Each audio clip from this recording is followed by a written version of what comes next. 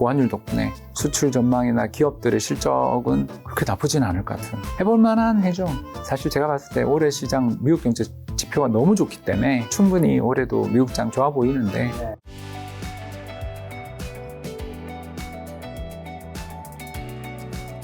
그렇습니다. 얼마 전에 이제 프리즘 투자자문 좋은 소식이 있다면서요? 예, 이제 B2B 말고 개인 투자자 자금, 그러니까 B2C 자금만 운용자산 잔고가 1,000억 넘었습니다. 그러니까 B2B는 언제 나갈지 모르는 돈이거든요. 근데 비해서 B2C는 아무래도 개인들이 앱을 깔아서 그걸 이체를 해주신 진짜 귀한 돈들인데 이제 그 돈이 1,000억을 돌파했으니까 이제 회사가 이제 간신히 조금 자립의 길로 가고 있습니다. 이렇게 경기도 안 좋은데 이렇게 잘 되신 이유가? 작년 수익률이 일단 좋았고요.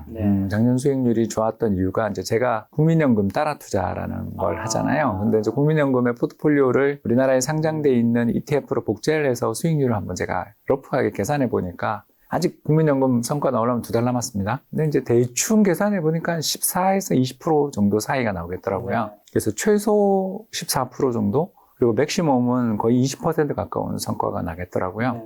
그만큼 작년에 그 글로벌 분산 투자를 했던 데들이 수익이 좋은. 그렇죠. 국민연금도 우리나라 주식 많이 줄이고 해외로 많이 늘렸죠. 13%밖에 안 되니까요. 그래서 국민연금이 국내 주식 비중이 상당히 좀 줄어들어 있고 반대로 해외 비중이 한 33, 34까지 올라가 있는 상태니까 해외에 투자한 게 또 환차익까지 거기. 이제 물론 국민연금이 환해지한 것 때문에 이제 수익이 더 크게는 안 늘어났을 것 같은데 이제 이런 것들을 감안해 보더라도 국민연금을 따라서 투자하는 데들은 그러니까 자산 배분 펀드들은 작년이 정말 한 5년 내 최고의 성과가 난 해였던 거죠. 그 덕을 좀 봤습니다. 국민연금 얘기해 주셔서 안 그래도 대표님 출연시 한번 여쭤보고 싶었던 게 국민연금 같은 기관에서 아직 그 비트코인을 살 수가 없잖아요. 너무 못 사죠. ETF가 살 수가 없잖아요.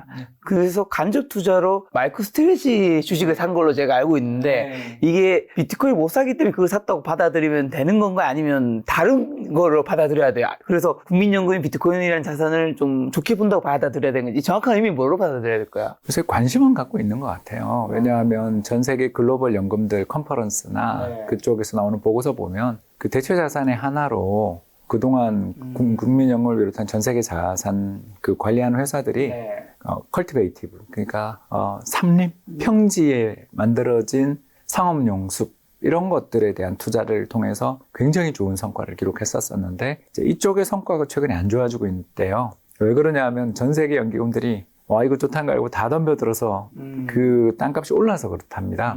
그러니까 이런 식으로 연기금들도 남들보다 미리 선점을 해야 이제 돈 버는 세상에 왔기 때문에 이게 남보다 미리 선점할 수 있다고 생각되는 자산에 대해서는 굉장히 관심이 많을 거고 아마 제가 봤을 때 몇 년 내, 수년 내에 전 세계에서 어떤 연기금이 처음으로 투자했다. 소식들이 분명히 저는 나올 거라고 생각하기 때문에 관심은 가지고 있을 거라고 생각합니다. 근데 이제 그 회사를 투자한 목적이, 물론 이제 저희가 상장돼 있는 ETF 사는 셈 치고 이 회사 산다라는 그 개념은 저도 알고는 있지만 100% 그 의도인지는 저도 이제 판단하기는.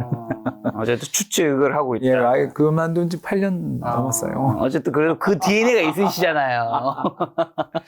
자, 근데 요즘 경기가 좋지 않다고 하는데 대표님이 투자자 입장에서 느끼는 경기는 어떠신가요? 또 대표님도 가정이 있고 두 자녀분이 있으시니까 또 가정 경제도 이끌어가는 가장이기도 하니까요. 아직은 저는 이제 못 느끼지만 조금씩 가시화된다라고는 생각하고 있죠. 그러니까 제 입장에서 못 느끼는 이유는 아무래도 이제 저희 오시는 분들이 그 평균 가입하시는 금액이 한 4천만 원 정도 되는 그래도 상당히 그 단위가 좀 큰 분들이 오시는 회사다 보니까 자문사가 좀 그렇죠. 그래서 아무리 100만 원부터 투자 가능하다라고 저희들 홍보는 하지만 오신 분들의 자산 규모가 좀 되고 또 이분들이 전부 수익이 많이 나면 세금 걱정하시는 분들을 뵙니까 네, 그걸 제가 조금 느끼기는 어렵죠. 이제 다만 근데 확실히 경기가 좀 안 좋아지고 있다고 느끼는 건 이제 저희 동네 앞에 상당히 좀 큰 상가가 있는데 잠실 계시잖아요.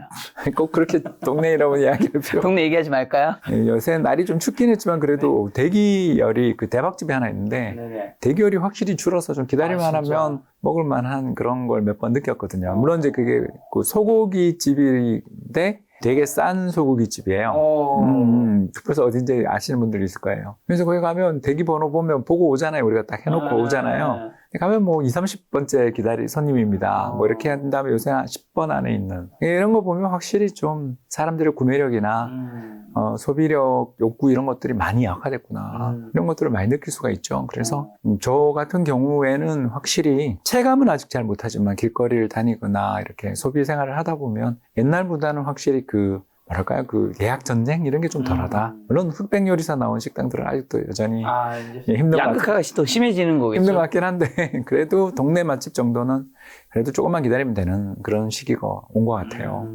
그런 이유 중에 하나가 또 달러도 있을 텐데 원달러 환율이 지금 1,470원, 80원 또 왔다 갔다 하는데 그게 글로벌 금융위기 때가 2009년 그때 1,488원 이후 15년 9개월 만에 최고치라고 하더라고요. 일단 왜 이렇게 이런 일이 벌어진 걸까요? 두 가지가 다 악재가 겹쳤는데 네. 첫 번째는 뭐 트럼프 당선이죠, 그죠? 트럼프. 이게 11월 초에 환율 한 방에 100원 올라갔던 거 다 기억나실 거예요. 그래서 트럼프가 이제 좋게 보면 미국을 다시 위대하게 만들 수 있는 카리스마 넘치는 지도자다 이렇게 볼 수 있지만 나쁘게 보자면 헌증 환자잖아요. 특히 우리 한국 입장에서는 2018년에 있었던 하노이 회담을 정말 저는 투자자의 한 사람으로서 잊을 수 없었거든요. 그때 우리가 생각하는 정상회담이라는 게 그렇지 않습니까? 만나기 전에 다 합의를 내놓고 둘이 만나서 요식행위로 만나러 가는 건데, 그렇죠. 도장 찍는 건데 그렇게 먼 길을 그것도 또 비행기도 안 타고 기차 타고 왔는데 그 사람 면박 줘서 쫓아낸 다음에 어떤 일이 있었냐 하면 스태프들 다 사형당했다는 소문도 들렸고 그 뒤로 공식 석상에서 못 봤죠.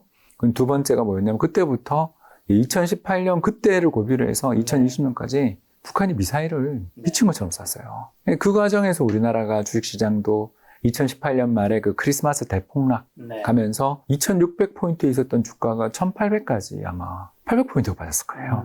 물론 이제 여러 요인이 있었지만 그게 굉장히 큰, 특히 우리나라 대북 테마를 완전히 멸망시켰잖아요. 이걸 우리가 쭉 본 적이 있단 말이에요. 그렇기 때문에 이 사람이 우크라이나 전쟁을 뭐 자기가 당선되는 즉시 뭐 종전을 시키겠다는 등 뭘 하겠다는 등 막 엄청나게 떠들어대고 있는데 저거 중에 지켜질 게 얼마나 될지에 대해서 우리가 답답한 여건이 있는 과정에서 공약도 보면 위험하게 짝이 없는 공약도 많고 당장 뭐 관세 부과한다 그러는데 우리같이 수출로 먹고 사는 나라가 좋은 게 없잖아요. 그러니까 이래저래 해서 환율 한 100원 오른 거, 그러니까 우리가 1,300원 깨지려고 그러고 있던 중이었는데 그걸 1,400원까지 올린 건 트럼프 쇼크. 그렇죠. 그 다음에 이제 또 계엄령 쇼크. 이 두 가지를 맞고 나니까 우리나라 입장에서 이제 내후 외환이죠. 안 그래도 미국 걱정되는데 미국 특히 연준이 금리 인하 안 해줄 것 같은데 좀 이따 이야기하겠지만 저는 미국 연방준비제도 이사회가 올해 금리 인하 안 할 것 같거든요. 아, 올해 한 번도요? 예. 한 번도? 예, 한 번도 안 할 것 같거든요.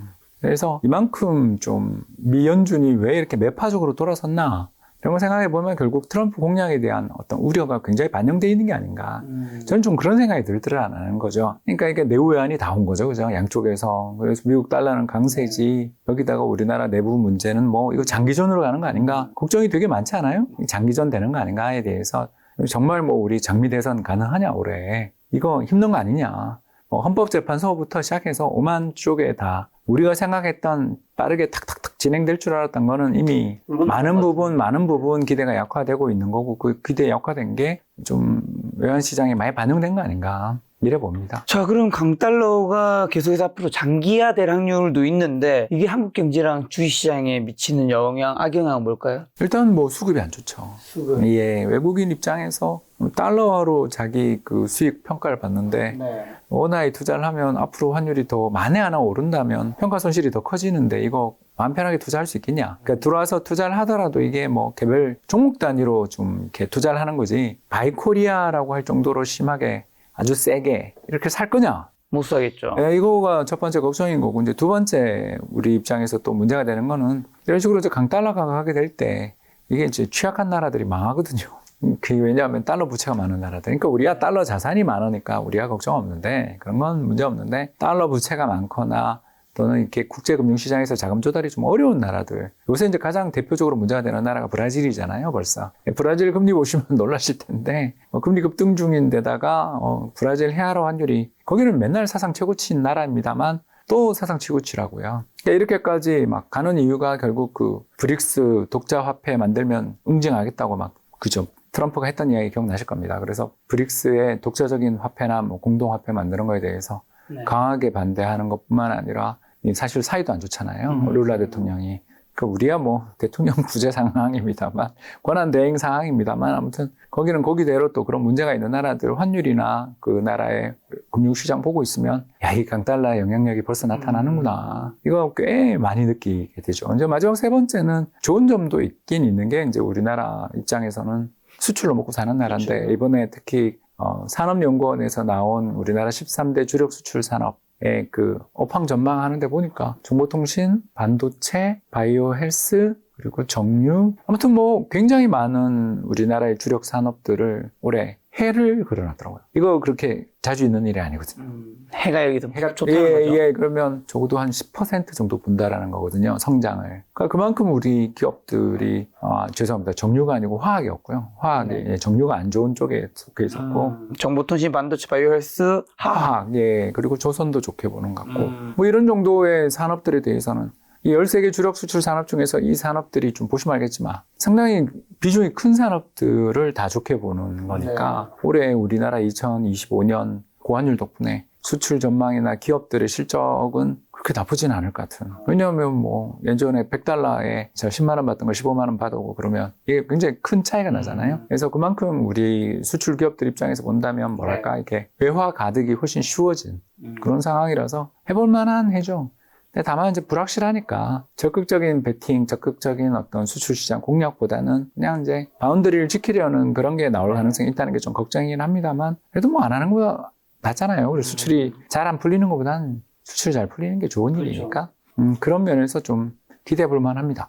기대 볼만하다고 그러셨는데, 근데 제가 그 기획재정부에서 경제 전망 발표할 때 2025년 경제 성장률을 한국을 1.8%로 얘기했던데 이건 굉장히 낮은 거 아닌가요? 낮죠. 우리나라 잠재 성장률보다 2% 정도인데 그거보다 낮게 본다라는 거니까 뭐 굉장히 안 좋게 보는 거죠. 그러니까 지금 대표님 말씀하신 앞에 거랑 지금 뒤에 거랑 뭐가 다른 거예요, 그러면? 아까는 수출이고 이건 내수를 이야기하는 거죠. 이건 내수만 얘기한 건가요? 아니요. 수출하고 내수를 다 합친 거지만 수출이 이렇게 주력 수출 산업들이 좋다라는 이야기를 거꾸로 이야기하면 내수 마이너스라는 이야기. 그래야 1.8이 나오겠죠. 그러니까 그만큼 우리나라 내수 경기 특히 음식료, 자영, 뭐 숙박, 도소매, 뭐 이런 건설 이런 쪽은 올해 진짜 힘들다고 봐야죠. 근데 그러면 수출이 좋으면 우리나라는 대표적으로 수출을 먹고 사는 나라라고 얘기하잖아요. 수출로 잘 벌면 내수 한국에서 뭔가 쓰겠죠. 수출이 좋은데 내수는 왜 이렇게 안 좋은 거예요? 돈을 안 가져오는 거죠. 뭘 안 가져와요? 그러니까 불확실하잖아요. 그러니까 이 이야기를 참 슬픈데 이제 어떤 기업의 오너예요, 우리가. 네네. 오너인데 올해 이제 사업 계획을 작년 10월 정도에 짜놨는데 다 헛수고가 됐잖아요. 환율도 그때 뭐 한 1,300원 예상했던 게 1,500원 가까이 돼 있죠. 그렇죠. 거기다가 뭐 정부가 이쪽으로 방향을 잡고서 정책을 펼치는 거예요. 우리가 수능에서 이쪽에 좀 눈치 봐서 이것도 하고 정부 보조금도 좀 타고 국가 뭐 시책 사업들을 좀 해보자 이렇게 계획을 했을 텐데 전부 지금 동력이 다 떨어지는 상태가 됐어요. 그러면 이제 제가 오너인데 우리 기획팀 모아놓고 회의하면서 뭐라 그러겠어요. 야, 일단 위기관리 경영이야. 제일 중요한 건 현금이야. 들고 있고 환율. 야, 달러 더 올라갈 수도 있는데 해외에서 달러 수출 대금 받아온 거 있으면 일단 해외은행에 넣어놔. 이랬을 것 같지 않으세요? 벌써 뭐 요새 어디 우리 국내에서 실제로 뭐 어디 건설사가 어디가 망했니 위험하네. 뭐 당장 이번에 신동아 건설 그렇게 되고 보면 정부의 영이 안 서는 환경이 왔다고요. 정부의 영이 안 서는 환경에서 누가 이걸 책임져 줄 사람이 아무도 없고 여기서 환율을 막겠어. 이 그룹 리스크는 여기서 사재 출연하면 여기서 막자. 뭐 이런 의사결정들을 하고 누군가가 기브 앤 테이크를 주고 코디네이터 역할을 하는 게 정책인데 그 정책이 지금 얼어붙어 있는 여건에서 누가 책임지고 그 일을 할 것인가 안 하거든요. 그러면 터지는 거예요. 어디가 터질지 몰라요. 그리고 또 차기가 어떻게 될지도 모르고 아니면 다시 윤프가 복귀할 수도 있는 거고 모르잖아요. 아무도. 이럴 때 현금을 쥐고 있고 달러를 해외에 두고 싶지 가져와서 사람 고용하고 투자하고 싶어요? 너무 불확실히 크니까. 그렇죠. 그 돈이 안 들어온 거죠. 그러니까 수출이 잘 되면 수출 대금도 딱딱 부품 대금도 잘 결제되고 사람도 고용하고 보너스도 풍족하게 주고 투자도 집행하고 뭐 이런 게 있어야 되는데 제가 봤을 때 상반기에는 적어도 다 얼어붙어 있는 이런 여건인 거죠. 그러니 심리도 일단 안 좋고 뭐 심리가 좋을 게 없잖아요. 심리도 안 좋고 또 작년 4분기 정부가 부동산 관련돼서 대출 규제했던 그 령은 일단 또 아직 남아있지. 그래서 부동산도 살짝 꺾인 기분 나지. 뭐 이게 지금 거기다 올해 재정 긴축도 또 말도 못하게 강한 재정 긴축이 올해도 진행 중인데 지금 2022, 23, 24, 25 만 4년째 정부가 재정 긴축하고 있는 중이고 이렇게 저렇게 해서 내수 쪽은 지금 희망이 없는. 그러니까 수출 안만 잘 돼봐야 수출 기업들 일부 또는 뭐 수출 기업들이 그냥 포드 이제 주주들한테 향후 장기간에 걸쳐서 제가 돈을 이렇게 벌면 얼마나 해주겠어요. 약속하잖아요. 네. 그 약속해줬던 그런 일부를 제외하고 네. 과연 제가 진심으로 묻는 게 돈 잘 벌었다고 배당할 것 같은가? 기업들 중에 작년에 돈을 잘 벌었어. 우리나라 기업들이 역사상 최대이익이 났거든요. 작년이. 그러면 그 돈을 배당을 해줘야 실적 좋은 거에 의미가 있죠. 근데 배당도 안 해준다. 안 해줄 가능성이 있죠. 아까 현금 챙기는 거에 배당 컷도 포함될 거라고요. 네. 우리 당장 2020년 코로나 때 제가 우리나라를 대표하는 수출 기업에 배당 받아보겠다고 우선주 샀다가 배당 컷 나는 바람에 공경에 처했다는 이야기 했던 거 기억나실 겁니다. 우리나라 기업들은요, 우선주도 배당 안 해주고 막 그래요. 그게 우리나라 기업들의 그 거버넌스 시스템인데, 작년 연말에 배당주 박살나는 거 봤잖아요, 우리. 네. 주식뿐만 아니라 주주들의 입장에서만 힘든 게 아니라 내수 경기 전체를 보더라도 이게 돈이 안 풀리는 그런 상황으로 가고 있는 중입니다. 자, 지금 이런 강달러를 보면서 어떤 분들은 외환위기 상황이 올 수 있다 이렇게 좀 강하게 얘기하신 분들도 있는데 그런 위험 요소도 있는 건가요? 기술적으로는 없는데 기술이 뭐냐면 외환보유고 고갈돼가지고 돈을 못 주는 게 기술적으로 외환위기인데 그거는 불가능하잖아요. 왜요? 왜냐면 우리가 1조 달러나 순자산을 들고 있으니까 남한테 빌려준 돈이 더 많아서 그게 1조 달러가 되거든요. 많이 있다. 그래서 우리나라만큼 해외에 돈 많이 빌려준 나라가 한국이랑 일본, 중국 정도 말고는 없는데 이게 어떻게 망할 수가 있나. 근데 이제 그분들이 망한다라는 게 나라가 망한다라는 그 개념은 아마 경제가 어려워진다라는 쪽으로 이야기하시는 거라면 그런 가능성이 있는 게 만에 하나 지금은 물가가 안정돼 있지만 수입 물가까지 급등하면서 인플레이션까지 가서 한국은행이 지금 금리 인하를 할 거라고 다 기대하고 있는데 한국은행이 금리 인하는커녕 인상을 해야 되는 상황까지 몰린다라면 내수 경기가 상당히 더 어려워질 수도 있잖아요. 그러면 이제 그분들이 말하는 위기가 올 수도 있는 거죠. 근데 이제 그거는 조건이 되게 많이 붙었잖아요. 그래서 여기서 환율이 얼마가 더 올라야 물가가 오를 것인가부터 뭐 한국은행이 금리를 인상하고 내수 경기가 파탄나고 뭐 이런 그러니까 굉장히 많은 조건을 들여야 위기라는 말을 이야기할 수 있는 거고 저는 그래서 그냥 외환위기 이야기하시는 분들은 개념을 명확하게 이야기하고 해줬으면 좋겠다. 그냥 환율이 많이 오른 게 외환위기냐 아니면 나라가 디폴트 나는 거 딴 나라의 돈을 못 갚아서 부채 위기가 나는 게 외환위기냐라고 하면 일단 그 정석적인 의미는 제가 지금 이야기한 거잖아요. 근데 이거의 가능성은 우리가 세계적인 채권 국가이기 때문에 그런 건 아닌 거고 이제 남들을 우리가 오히려 망하게 할 수도 있죠. 왜냐하면 우리가 돈 빌려준 거 갚아 이러면서. 그런 거는 있죠. 근데 아직 우리는 경상흑자가 매월 한 90억 불에서 100억 불 나는 나라가 어떻게 망해요? 자, 지금 금리 얘기 주셔서 미국 연준에서 올해 금리 인하 안 할 수도 있다. 예, 저는 그렇게 제가 알고 보고 있기로는 작년에는 원래 올해 4번을 예상했는데 그냥 2번으로 줄면서 약간 자산시장에 영향을 줬는데 아예 안 할 수도 있다고요? 예, 제가 봤을 때는 연말로 가면서 인상 가능성도 있다. 예, 그만큼 미국 경제가 좋아요. 그러니까 생각한 것보다 훨씬 좋다. 그리고 작년 9월에 연준의 금리 인하는 아마 역사에 남은 실책이 아니었나. 아, 진짜요? 예, 빅컷 했잖아요. 0.5%. 근데 0.5% 하자마자 미국 경제 부동산도 역사상 최고치지, 코인값도 역사상 최고치지, 주식 가격도 역사상 최고치지. 그러니까 전부 자산 시장의 거품 리스크를 엄청나게 만들어 놓고 경제 성장률을 보면 지금 3%씩 계속 나오고 있는. 그러니까 경제 성장률이 그 3분기 3%였거든요. 3분기 3%였는데 금리를 인하했다. 거기다 인플레이션 안 꺾여가지고 또 지금 물가 상승률 계속 3% 레벨에 왔다 갔다 하는데 여기서 금리를 인하했다. 이거는 결국 선거용 아니었냐. 11월 5일 날 있는 선거에서 민주당 대통령 만들어주기 위해서 너네가 작당한 거 아니냐. 라는 쪽으로 적어도 트럼프는 생각하지 않을까. 그런 식으로 정치 또는 이런 거에 개입한 것처럼 보이는 현재 지표만 보면 금리 인하는커녕 인상을 해야 될 정도로 좋은데 그것도 빅컷을 해서 3번 연속 인하해서 100bp를 인하해놨다. 이건 굉장히 문제가 될 소지가 있죠. 그래서 저는 일단 9월에 50bp도 잘못 인하한 것이지만 12월 금리 인하는 진짜 이상했다. 그 트럼프 경제정책이라는 게 좀 이상하고 트럼프 경제정책의 미래 경제 효과가 인플레를 자극할 수 있다는 게 분명히 지고 있는데 왜 12월에 굳이 그렇게 금리를 인하해야 됐었나. 이런 거 보면 좀 이상하다. 그리고 이걸 보면 아마 트럼프가 1월 20일 이제 취임한 다음부터는 금리 인하 기대하지 말아라로 가는 거 아닌가. 그리고 한 1년 동안은 트럼프랑 연준 사이가 극도로 안 좋겠구나. 저는 그런 생각을 좀 하고 있는 거죠. 트럼프 취임하고 나면 자산 시장은 이미 다 반영이 된 걸까요? 뭐 아니면 극적인 좀 드라마틱한 또 변화가 있을까요? 있을 수 있죠. 있을 수 있는데 안 좋은 변화가 나올까 봐 이제 걱정인 거죠. 저 사람 입이 너무 싸니까. 뭐 당장 파월 또 자르겠다 그럴 텐데 그 내년 4월까지인가 3월까지 임기가 보장돼 있는 사람을 증권감독위원회 위원장 자르듯이 그렇게 할 수는 없잖아요. 그렇죠, 그렇죠. 이게 굉장히 중요한 보직인데. SEC 의장은 본인이 사퇴했죠. 명예로운 사퇴를 위해서. 예, 근데 SEC는 대부분 그 정부가 바뀔 때 함께 그만두는 게, 임기 남아 있어도 그만두는 게 과거에 이제 그 사례였기 때문에 그렇게 볼 수 있지만 연준 의장은 그런 적이 없거든요. 연준 의장은 법에 의해서 철저히 보호받는 존재고 이 사람을 탄핵할 방법도 없어요. 근데 2018년 그 주가 폭락을 이끌었던 요인 중에 하나가 그 트럼프가 파월 탄핵하겠다고 을러대다가 주가를 그 미국 주가도 결국 연말에 폭락했거든요. 그런 일들을 유발한 아주 큰 사고를 친 바가 있어서 일단 파월하고 사이만 좀 좋게 지내면 사실 제가 봤을 때 올해 시장 미국 경제 지표가 너무 좋기 때문에 실적은 일단 발표될 때마다 서프라이즈가 날 수가 있어서 실적 서프라이즈 날 때 시장이 그렇게 안 나쁘거든요. 그렇기 때문에 충분히 올해도 미국 장 좋아 보이는데 연준이랑과의 관계가 좀 걱정거리입니다.